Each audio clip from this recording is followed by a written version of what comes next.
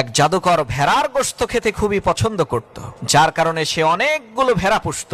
সে কয়েকদিন পর পর ভেড়াগুলোর মধ্য থেকে মোটা তাজা দেখে একটা ভেড়াকে জবাই করে সেই ভেড়ার গোশত রান্না করে খেত।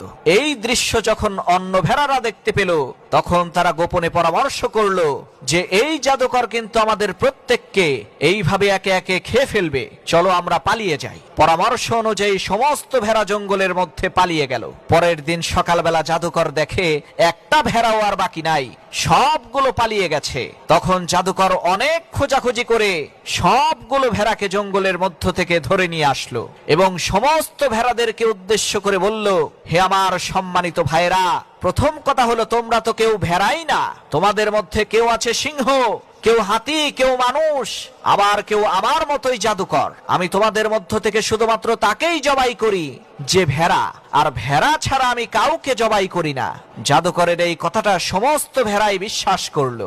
এরপর থেকে জাদুকর যখনই কোনো ভেড়াকে জবাই করত, তখন সমস্ত ভেড়া মিলে হাসাহাসি করত যে শালা তো ভেড়া ছিল, কারণ প্রত্যেকটা ভেড়াই নিজেদেরকে মনে করত আমি তো মানুষ, আমি তো সিংহ, আমাকে আবার কে জবাই করতে আসবে, এক থাপ্পড় দিয়ে তার ঘাড় মটকে ফেলবো। প্রিয় ভাইয়েরা আমার, আমরা ওই ভেড়াদের মতোই। আমাদের সামনে আমাদের বন্ধু বান্ধব, মা বাবা, আত্মীয় স্বজন, কত মানুষ এই দুনিয়া থেকে বিদায় নিয়ে চলে যাচ্ছে, আর তাদের নিথর দেহ দেখে আমাদের মনে হয় আরে ওদের কপাল খারাপ ছিল, এ কারণেই ওরা চলে গেছে।